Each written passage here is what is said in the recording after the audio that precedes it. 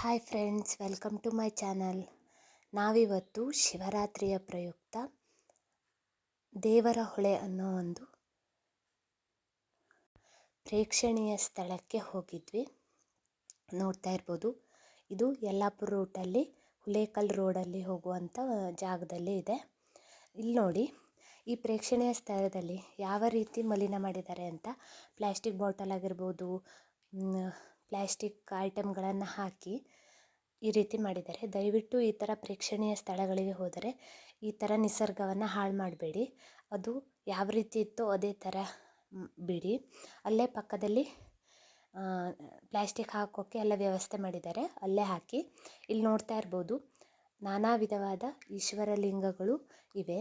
ದೇವಿಯ ವಿಗ್ರಹ ಆಗಿರ್ಬೋದು, ಆಮೇಲೆ ಸುಂದರವಾದ ಈಶ್ವರ ಲಿಂಗಗಳು ಕಂಗೊಳಿಸುತ್ತಾ ಇತ್ತು.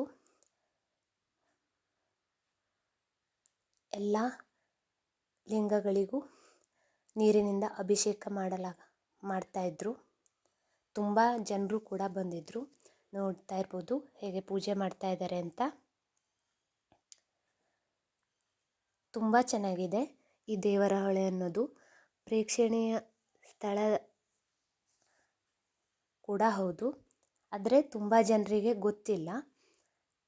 ಶಿರಸಿ ಕಡೆಯಿಂದ, ಕಾರವಾರ ಕಡೆಯಿಂದ, ಕುಮಟಾ, ಬೇರೆ ಬೇರೆ ಕಡೆಗಳಿಂದ ಕೂಡ ಇಲ್ಲಿಗೆ ಬಂದು ಹೋಗ್ತಾರೆ ಶಿವರಾತ್ರಿಯ ದಿನ.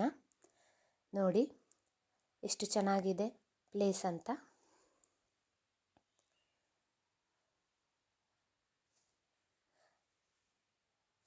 ನಾವು ಪ್ರತಿ ವರ್ಷ ಕೂಡ ಇಲ್ಲಿಗೆ ಹೋಗ್ತಾ ಇದ್ವಿ.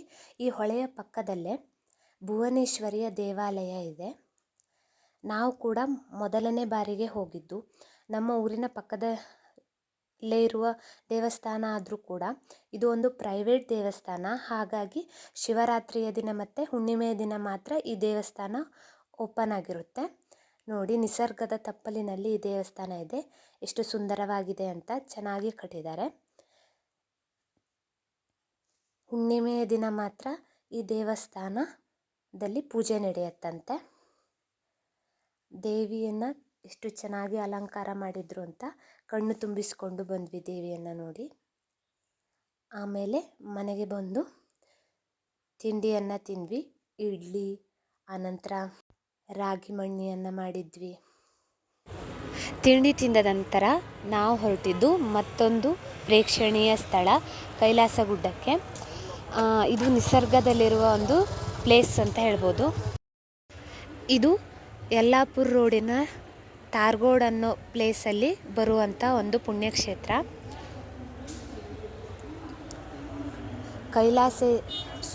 ಕೈಲಾಸನಾಥೇಶ್ವರ ದೇವರು ಇಲ್ಲಿ ನೆಲೆಸಿದ್ದಾನೆ. ಕಾಡಿನ ಮಧ್ಯ, ಪ್ರಕೃತಿಯ ಮಧ್ಯ ಇರುವ ಒಂದು ಸುಂದರ ದೇವಾಲಯ. ತುಂಬಾ ಚೆನ್ನಾಗಿತ್ತು. ಇದು ಕೂಡ ಇಲ್ಲಿ ಜನರು ಜಾಸ್ತಿ ಹೋಗದೇ ಇರುವ ಕಾರಣ ಎಲ್ಲೂ ಪ್ಲ್ಯಾಸ್ಟಿಕ್ ಇರಲಿಲ್ಲ. ನೋಡ್ತಾ ಇರ್ಬೋದು, ಕಾಡಿನ ಮಧ್ಯೆ ಇರುವಂತಹ ಸುಂದರವಾದ ಜಾಗ. ಸುಂದರವಾದ ಈಶ್ವರನ ರಂಗೋಲಿ ಕೂಡ ಹಾಕಿದ್ರು. ನೋಡಿ, ಪುಟ್ಟ ದೇವಸ್ಥಾನ ಎಷ್ಟು ಚೆನ್ನಾಗಿದೆ ಅಂತ. ಸುತ್ತಲೂ ನಿಸರ್ಗ ಇರೋದ್ರಿಂದ ಒಂದು ನೆಮ್ಮದಿಯ ತಾಣ ಅಂತಾನೆ ಹೇಳ್ಬೋದು. ಪುಟ್ಟ ಈಶ್ವರಲಿಂಗ, ಹೂಗಳಿಂದ ತುಂಬಿರೋ ಕಾರಣ ಈಶ್ವರಲಿಂಗ ಸರಿಯಾಗಿ ಕಾಣಿಸ್ತಾ ಇರಲಿಲ್ಲ.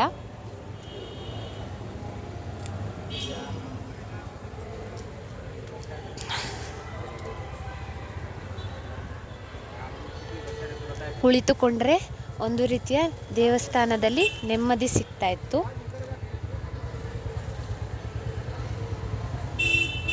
ನೋಡ್ತಾ ಇರ್ಬೋದು ಸುತ್ತಲಿನ ಪ್ಲೇಸು ಎಷ್ಟು ಚೆನ್ನಾಗಿದೆ ಅಂತ. ಈ ರೀತಿಯಾಗಿ ನನ್ನ ದಿನ ಕಳೀತು. Thanks for watching. ನಿಮಗೆ ವಿಡಿಯೋ ಇಷ್ಟ ಆದರೆ ಲೈಕ್ ಮಾಡಿ, ಶೇರ್ ಮಾಡಿ, ಕಮೆಂಟ್ ಮಾಡಿ.